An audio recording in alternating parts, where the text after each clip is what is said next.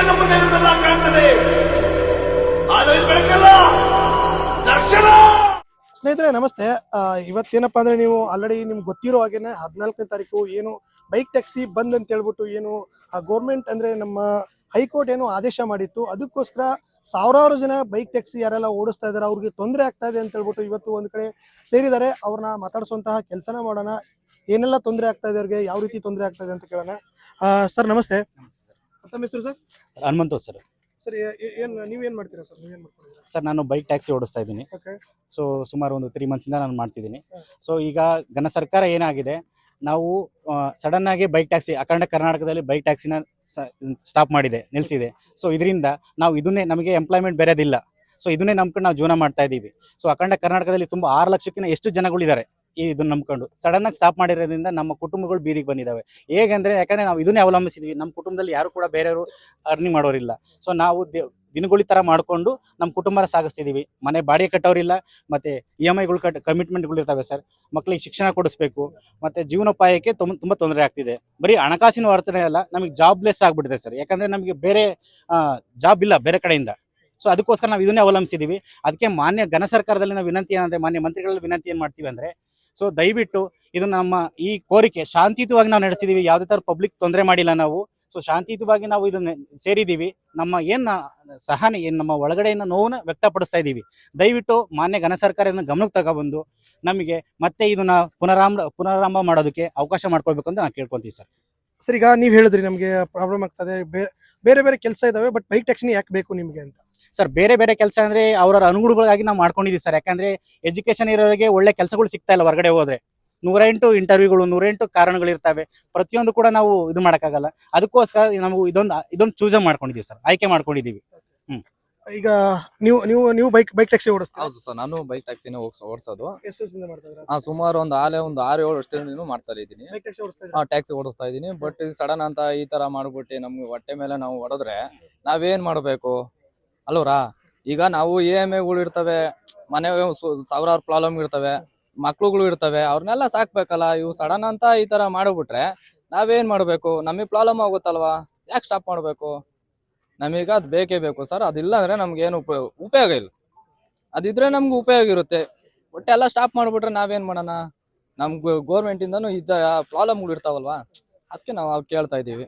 ಈಗ ಕೆಲವೊಂದ್ ಕಡೆ ಹೇಳೋದಂದ್ರೆ ಬೇರೆ ಬೇರೆ ಕಂಪ್ನಿಗಳಿದಾವೆ, ಫುಡ್ ಡೆಲಿವರಿ ಆಗಿರ್ಬೋದು, ಬೇರೆ ಬೇರೆ ಇದಾವೆ, ಅವ್ನು ಮಾಡಿ ಬೈಕ್ ಟ್ಯಾಕ್ಸಿನ ಯಾಕೆ ಬೇಕು ಅಂತ. ಸರ್, ಇವ್ರು ಹೇಳ್ದಂಗೆ ಸರ್ ಹೇಳಿದಂಗೆ ಬೇರೆ ಬೇರೆ ಕಂಪ್ನಿಗಳು ನಂಬ್ಕೊಂಡಿರಕ್ಕಾಗಲ್ಲ ಆಯ್ತಾ. ಓದಿರೋರು ಮತ್ತೆ ಎಲ್ಲಾರು ಕರೀತಾರೆ, ಇಂಟರ್ವ್ಯೂ ಕರೀತಾರೆ, ಕಳಿಸ್ತಾರ ವಾಪಸ್ಸು. ನಾವ್ ಇದನ್ನೇ ನಂಬ್ಕೊಂಡಿರ್ತೀವಲ್ಲ, ನಾವ್ ಇದ್ ಮಾಡ್ತಾ ಇದೀರವಲ್ಲ, ನಾವು ಇದನ್ನೇ ಯಾಕೆ ಸ್ಟಾಪ್ ಮಾಡ್ತಾರ ಅವರು?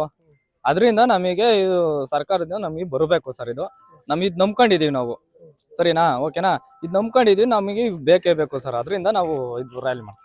ಈಗ ದಿನ ಎಷ್ಟು ಅರ್ನ್ ಮಾಡ್ತಾ ಇದ್ರಿ ಬೈಕ್ ಟ್ಯಾಕ್ಸಿ ಮಾಡಿ? ಸರ್, ಬೈಕ್ ಟ್ಯಾಕ್ಸಿ ಮಾಡಿ ಡೈಲಿ ನಾವು 2,000, 2,500 ನಮ್ಗೆ ಆಗಿತ್ತು ಅಂದ್ರೆ, ಚೆನ್ನಾಗಿತ್ತು ಅಂದ್ರೆ ಒಂದ್ 3,000 ಆಗುತ್ತೆ. ಕಂಪ್ನಿಗಳಿಗೆ ಹೋದ್ರೆ ತಿಂಗಳೆಲ್ಲ ದುಡಿಬೇಕು. ಇಲ್ಲಿ ನಾವು ಡೈಲಿ ಎತ್ಕೊಂತೀವಲ್ಲ, ಅದರಿಂದ ನಮಗೆ ಪ್ರಾಬ್ಲಮ್ಗಳು ಆಗ್ತೈತೆ ಸರ್. ಇದು ಅಂದ್ರೆ ಈಗ ನಿಮ್ಗೆ ಯಾವ್ದೇ ರೀತಿಯ ವರಮಾನ ಇಲ್ಲ, ದುಡಿಮೆ ಇಲ್ಲ ಈಗ? ಹೌದು ಸರ್, ಯಾವ್ದೇ ರೀತಿ ವರಮಾನನೂ ಇಲ್ಲ, ದುಡಿಮೆನೂ ಇಲ್ಲ ಸರ್. ಇದು ನಾವು ನಂಬ್ಕೊಂಡಿದೀವಿ. ನಾವು ನಮ್ಗೆ ಇದ್ರ ಮೇಲೆ ನಾವು ಇದ್ ಮಾಡ್ತಾ ಇದೀರಲ್ವಾ, ಬೈಕ್ ಟ್ಯಾಕ್ಸಿ ಸ್ಟಾಪ್ ಮಾಡ್ಬಿಟ್ರೆ ನಮಗೆ ತುಂಬಾ ಪ್ರಾಬ್ಲಮ್ ಆಗ್ತಾವ ಸರ್. ಇವು ಸಾವಿರಾರು ಕುಟುಂಬಗಳು ಬೀದಿ ಬರ್ತಾ ಇದಾವೆ. ಓಕೆ. ಈಗ ಇನ್ನೊಂದು ಬೇರೆ ಅವ್ರು ಹೇಳೋದೇನು ಅಂದ್ರೆ, ಹಿಂಗ್ ಬೇರೆ ಬೇರೆ ಕಂಪ್ನಿಗಳಿದಾವೆ, ಎಲ್ಲೋ ಬೋರ್ಡ್ ಮಾಡ್ಕೊಳ್ಳಿ, ಅದ್ ಮಾಡ್ಕೊಳ್ಳಿ ಅಂತ ಹೇಳ್ತಾರೆ. ಓಕೆ, ನಾವು ಅದನ್ನ ಅಕ್ಸೆಪ್ಟ್ ಮಾಡ್ತೀವಿ ಸರ್. ಈಗ ಒಂದು ಸರ್ಕಾರದಿಂದ ಒಂದು ನಿಯಮಗಳು ಮಾಡಿದ್ರೆ ನಾವು ಅದನ್ನ ಫಾಲೋ ಮಾಡಕ್ ರೆಡಿ ಇದೀವಿ ಸರ್. ದಯವಿಟ್ಟು ಬಂದ್ ಮಾಡಿರೋದನ್ನ ಓಪನ್ ಮಾಡಿ ಒಂದು ನಿಯಮಿತವಾಗಿ ನಿಯಮಗಳನ್ನ ವಿಧಿಸಿ ಆ ನಿಯಮಗಳು ಬದ್ದಂತೆ ನಾವು ಮಾಡ್ಕೊಂಡು ಹೋಗ್ತೀವಿ. ನಾವು ಸರ್ಕಾರಕ್ಕೆ ಏನ್ ನಿರ್ಧಾರ ತಗೊಂಡಿದ್ಯೋ, ಏನ್ ನಿಯಮಗಳು ಕಾನೂನುಗಳು ರೀತಿಯಲ್ಲಿ ಅವ್ರು ಏನ್ ಮಾಡ್ತಾರೋ ಅದಕ್ಕೆ ನಾವು ಬದ್ಧವಾಗಿರ್ತೀವಿ. ಅದೇ ತರ ನಾವು ಮಾಡ್ಕೊಂಡು ನಾವು ಪ್ರಾರಂಭ ಮಾಡ್ತೀವಿ ಸರ್. ಅಂದ್ರೆ ಬೇರೆ ಹೇಳೋದೇನು ಅಂದ್ರೆ, ಇಲ್ಲ ನಮ್ಗೆ ಈಗ ಎಲ್ಲೋ ಬೋರ್ಡ್ ಆಗಿರ್ಬೋದು ಬೇರೆ ಬೇಡ, ನಮಗ್ ಬೈಕ್ ಟ್ಯಾಕ್ಸಿನೇ ಬೇಡ ಅಂತಾರೆ ಕೆಲವ್ರಿಗೆ ಸರ್. ಕೆಲವರು ಅವಲಂಬಿಸಿರ್ತಾರೆ ಸರ್. ಎಲ್ಲರೂ ಕೂಡ ಆಟೋದಲ್ಲೇ ಹೋಗಂತವ್ರು ಇರೋದಿಲ್ಲ. ಎಲ್ಲರೂ ಕೂಡ ಟ್ಯಾಕ್ಸಿ ಕಾರ್ ಬುಕ್ ಮಾಡ್ಕೊಂಡೆ ಹೋಗಿರಲ್ಲ ಸರ್. ಎಲ್ಲಾ ಬಡ ಕುಟುಂಬದಲ್ಲಿ ಇರ್ತಾರೆ. ಸೊ ಒಂದು ಆಟೋ ಮಾಡ್ಕೊಂಡು ಇಲ್ಲಿಂದ 3 ಕಿಲೋಮೀಟರ್ ಹೋದ್ರೆ ಅವರು 100 ರೂಪಾಯಿ ಕೇಳ್ತಾರೆ ಸರ್. ಸೊ ಬೈಕ್ ಟ್ಯಾಕ್ಸಿಲಿ ಅಟ್ಲೀಸ್ಟ್ ಒಂದು 20 ರೂಪಾಯಿ, ಒಂದು 3 ಕಿಲೋಮೀಟರ್ ಹೋದ್ರೆ 20 ರೂಪಾಯಿ ಇರುತ್ತೆ ಸರ್. 20 ರೂಪಾಯಿ 30 ರೂಪಾಯಿ ಇರುತ್ತೆ. ಸೊ ಬಡವರಿಗೆ ಅನುಕೂಲ ಆಗುತ್ತೆ ಅಂತ ನಾವು ಒಂದು ರಿಕ್ವೆಸ್ಟ್ ಮಾಡ್ತಿದೀವಿ ಸರ್. ಇನ್ನೊಂದು, ಇಲ್ಲಿ ಬೈಕ್ ಟ್ಯಾಕ್ಸಿ ಮಾಡೋರಲ್ಲಿ ಏನೇನ್ ಕ್ವಾಲಿಫಿಕೇಶನ್ ಆದವ್ರು ಇದಾರೆ ಅಂತ ನಿಮ್ಗೆ ಗೊತ್ತಿರೋ ಸರ್? 10th ಮಾಡಿರೋದಾರೆ, ಡಿಗ್ರಿ ಇದಾರೆ, PUC ಮಾಡಿರೋದಾರೆ, SLC ಫೇಲ್ ಆಗಿರೋರು ಇದಾರೆ ಸರ್. ಈಗ ಹೊರಗಡೆ ಜಾಬ್ ಸಿಗಲ್ಲ SLC ಫೇಲ್ ಆಗಿರೋರಿಗೆ. ಸೊ ಬಟ್ ಅವರು ಕೂಡ ಮಾಡ್ತಿದ್ದಾರೆ. 10th PUC ಡಿಗ್ರಿ ಎಲ್ಲ ಹೈ ಡಿಗ್ರಿ ಮಾಡಿರೋರು ಕೂಡ ಮಾಡ್ತಿದ್ದಾರೆ ಸರ್ ಇವಾಗ. ಯಾಕಂದ್ರೆ ಜೀವನೋಪಾಯಕ್ಕೆ ಏನು ಮಾಡೋಕ್ಕಾಗಲ್ಲ ಸರ್, ಅದಕ್ಕೋಸ್ಕರ ಇದನ್ನೊಂದು ಆಧಾರ ಮಾಡ್ಕೊಂಡಿದ್ದಾರೆ. ಸರ್ ನೀವ್ ಹೇಳಿ, ಎಷ್ಟು ದಿನದಿಂದ ಮಾಡ್ತಾ ಇದ್ದೀರಾ? ಸರ್ 3 ತಿಂಗಳಾಯ್ತು. ಹಾ, ಹಾ. 3 ತಿಂಗಳಿಂದ ಮಾಡ್ತಾ ಇದ್ದೀನಿ. Okay. ಈಗ ಇದ್ದಕ್ಕಿದ್ದಾಗೆ ಸ್ಟಾಪ್ ಮಾಡಿದ್ದಾರೆ. ನಾವು ಏನ್ ಮಾಡಬೇಕು, ಬೇರೆ ಕಡೆ ನಮ್ಗೆ ಎಲ್ಲೂ ಕೆಲಸಗಳು ಸಿಗ್ತಾ ಇಲ್ಲ. ಈಗ ನೋಡಿ ಗಾಡಿ EMI ಕಟ್ಟಬೇಕು, ನಾವು ಗಾಡಿ EMI ಕಟ್ಟಕ್ಕೂ ನಮ್ಮ ಹತ್ರ ದುಡ್ಡಿಲ್ಲ. ಆ ಥರ ಎಲ್ಲ ಪ್ರಾಬ್ಲಮ್ ಆಗುತ್ತೆ. ಅವ್ರು ಹೇಳ್ತಾ ಇದ್ದಾರೆ ಇದಕ್ಕಿದ್ದಾಗೆ ನಾವು ಎಲ್ಲ ಬೇರೆ ಸ್ಟೇಟ್ಗಳಲ್ಲೆಲ್ಲ ಮಾಡ್ತಾ ಇದ್ದಾರೆ. ಬೇರೆ ಸ್ಟೇಟ್ಗಳಲ್ಲಿ ಮಾಡ್ತಾ ಇರೋದ್ರಿಂದ ನಮಗೂ ಪರ್ಮಿಷನ್ ಕೊಡಿ ಅಂತ ಕೇಳ್ತಾ ಇದೀವಿ ನಾವು. ಗೌರ್ಮೆಂಟಿಂದ ಏನೇನು ರೂಲ್ಸ್ ಮಾಡ್ತಾರೋ ಮಾಡಲಿ, ಅವರು ಸ್ಟಾಪ್ ಮಾಡೋದು ಬೇಡ. ಸ್ಟಾಪ್ ಮಾಡಿದ್ರೆ ನೋಡಿ ಇಷ್ಟು ಜನಕ್ಕೂ ತೊಂದರೆ ಆಗುತ್ತೆ. ಯಾರೋ ಒಬ್ಬರಿಗೆ ತೊಂದರೆ ಆದರೆ ಬೇಡ ಅಂತೀವಿ ನಾವು, ಎಲ್ಲರಿಗೂ ತೊಂದರೆ ಆಗುತ್ತಲ್ವ. ಈಗ ಎಲ್ಲೋ ಬೋರ್ಡ್ ಮಾಡಿ ಏನ್ ರಿಸ್ಟ್ರಿಕ್ಷನ್ ಕೊಡ್ತೀರಾ ಕೊಡಿ, ಬಟ್ ನಮಗೆ ಬೈಕ್ ಟ್ಯಾಕ್ಸಿ ಕೊಡಿ ಅಂತ. ಪರ್ಮಿಷನ್ ಕೊಡಿ, ಈ ತರ ಮಾಡಿಕೊಡಿ. ಬೇರೆ ಸ್ಟೇಟ್ಗಳಲ್ಲಿ ಮಾಡಿರೋದನ್ನ ನೋಡಿ ನೀವು. ನಿಮಗೂ ಟೈಮ್ ಕೊಟ್ಟಿದ್ದೀವಿ ನಾವು, 6 ವಾರ ನೀವು ಟೈಮ್ ಕೊಟ್ಟಿದ್ವಿ, ನಾವು 6 ವಾರ ಇದು ಮಾಡಿದ್ದೀವಿ. ಈಗ ಸಡನ್ ಆಗಿ ಸ್ಟಾಪ್ ಮಾಡಿದ್ರೆ ನಾವು ಎಲ್ಲಿ ಹೋಗ್ಬೇಕು?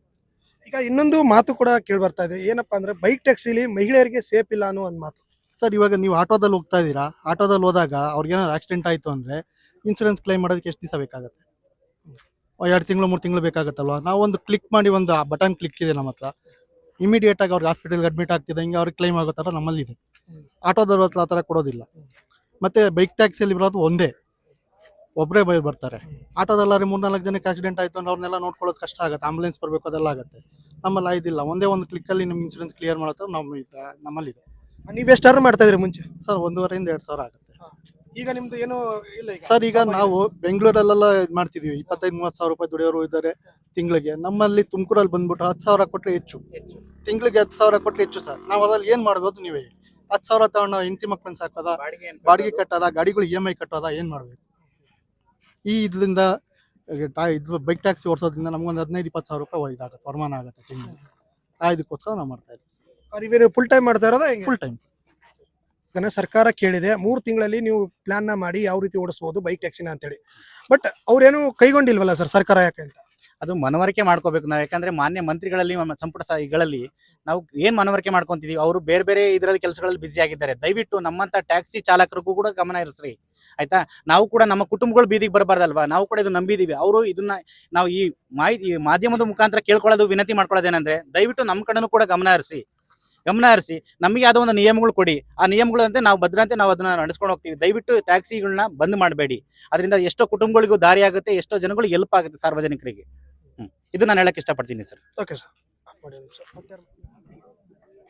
ಕರ್ನಾಟಕದ ಬೈಕ್ ಟ್ಯಾಕ್ಸಿ ಚಾಲಕರು ಬೈಕ್ ಟ್ಯಾಕ್ಸಿ ಸೇವೆಗಳ ಆಕಸ್ಮಿಕ ನಿಲ್ಲಿಕೆ ಕುರಿತು ನಮ್ಮ ಆಳವಾದ ಅಗಾಧ ಮತ್ತು ನಿರಾಶೆಯನ್ನು ಶಾಂತಿಯುತವಾಗಿ ವ್ಯಕ್ತಪಡಿಸಲು ಇಲ್ಲಿ ನಾವು ಸೇರಿದ್ದೇವೆ.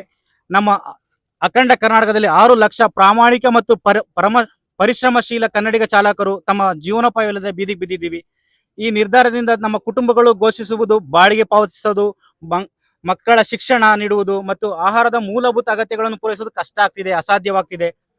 ಸೊ ಈ ನಿಲ್ಲಿಕೆ ಕೇವಲ ಹಣಕಾಸಿನ ಹೊಡೆತ ಅಲ್ಲ, ಇದು ಮಾನವೀಯ ಸಂಕಷ್ಟವಾಗಿದೆ. ಸರ್ಕಾರ ತಮ್ಮ ಉದ್ಯೋಗಗಳನ್ನು ತಕ್ಷಣ ಮರುಕಳಿಸಿ ನೀಡಬೇಕೆಂದು ನಾವು ವಿನಂತಿ ಮಾಡುತ್ತಿದ್ದೇವೆ. ಈ ಮೂಲಕ